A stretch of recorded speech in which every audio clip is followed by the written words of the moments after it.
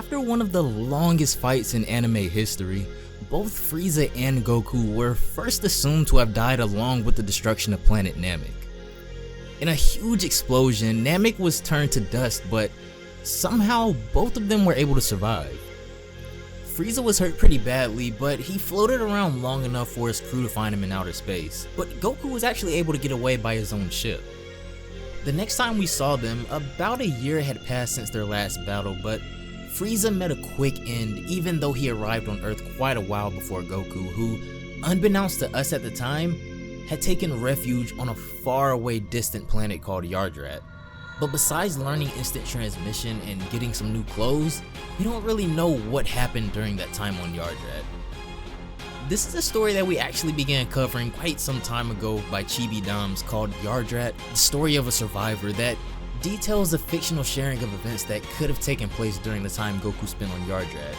This is a pretty long read, so if you guys want to check it out yourself, I'll be sure to leave it down in the description box. I got swords on my back, tell my right side. Ninjas with me, niggas, throwing stars at these bitches. Eating ramen noodles in the hood with my niggas. When he wakes up, the first thing Goku sees is some weird alien standing over him that greets him when he opens his eyes. They say that their name is Nori and that the planet they're currently on is called Yardrat. Being of a peaceful race, Goku was brought in for healing after his crash landing, which Nori says has caused plenty of fear on the planet up until this point, and they ask for Goku to please not attack their people as they're pacifists. Of course Goku complies, being a peaceful being himself, and then he's dressed in his new Yardrat attire for the first time.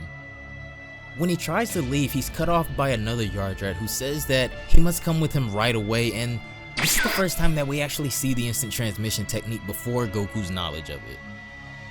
The next place we arrive at is this cavern in an unknown area of the planet where Goku is met by another person who asks if he's a member of the Ginyu Force. Goku denies, and then it clicks to him and he goes on to explain that the only reason he even arrived in the Ginyu Force space pod to begin with was because he took it after one of his allies defeated them all. This takes the guy completely off guard that the entire Ginyu Force was defeated, and now his interest for who Goku is has peaked at an all-time high. He introduces himself as Soba, and he says that previously the Ginyu Force had landed on his home planet and began exterminating its inhabitants, so after a short battle that he inevitably lost, he says that he was able to escape on one of his ships, so for someone to be able to take out not only the Ginyu Force but Frieza as well is shocking to him, as he says that Goku without a doubt must wield unimaginable power. After Frieza was recovered in the vacuum of space, King Cold sends a squad to the planet Yardrat in order to handle his unfinished business, but when the Frieza Force arrives, they begin to destroy the entire village. Soba arrives first, infuriated that a land filled with peaceful beings who refuse to fight is under attack by such animals, but even though he is the strongest defender of the Yardrat people, he's still no match for multiple members of the Frieza Force, as he gets dealt with fairly easily and is almost killed at the hands of an enormous ki blast until Nori steps in and saves him. And then, Goku finally shows up. Now the onslaught begins as Goku is attacked from all angles almost simultaneously by Frieza's squadron, but Goku easily incapacitates them all with ease. Having the chance to see Goku fight is an experience in itself, but for a being who has lived amongst non-fighters for a great portion of his life, Soba quickly realizes how much more advanced Goku is than he, and he says that it would only be embarrassing if he attempted to interfere, so he leaves the rest to Goku as he watches on at the display of skill Goku puts on for us. After one of his opponents takes on a grotesque transformation in order to increase his power, Goku decides that he'll kick it up a notch as well and decides to use the Kaioken technique.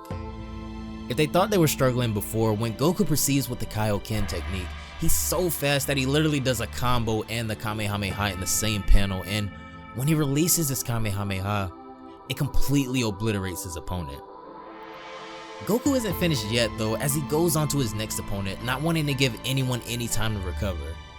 However, the last remaining member is able to get above him, and when she does, she fires a devastating blast directly into Goku and the planet with the hopes that she'll be able to take out both.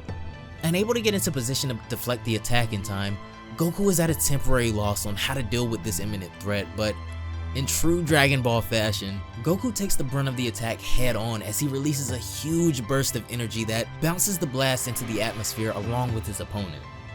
Back on Yardrat, Goku continues his fight with the last standing members of the Frieza force that was sent, but as the first opponent rises from the ground looking badly injured, missing both legs and an arm, Soba steps in to offer assistance to Goku, but even though he may look badly injured, this being possesses regenerative skills similar to Piccolo, and he charges Soba, landing a clean hit on him and putting him to the ground. But when he gets back to a knee, Soba says that he has to hold out for as long as he can so that Goku can defeat these guys one by one, and even though this last technique, his most powerful technique, hadn't previously worked on the Ginyu Force, he says that if he doesn't use every last trick he has up his sleeve, then he won't be lasting much longer.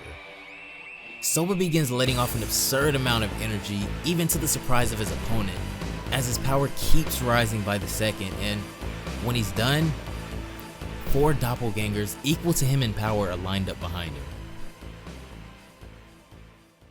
That's gonna do it for today's video, guys. Thank you all for watching once again. Like I said, this story is pretty long. I think it's like 11 or 12 chapters or something like that, and it's been a while since we've done this, so there was a little bit of recap at the beginning, but for the most part we did make a lot of progression. But anyways, let me know what you guys think about Yardrat down below, and if you have any questions, go ahead and drop them down in the comments.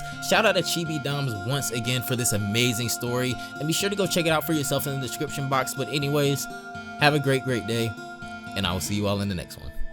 Bye, guys.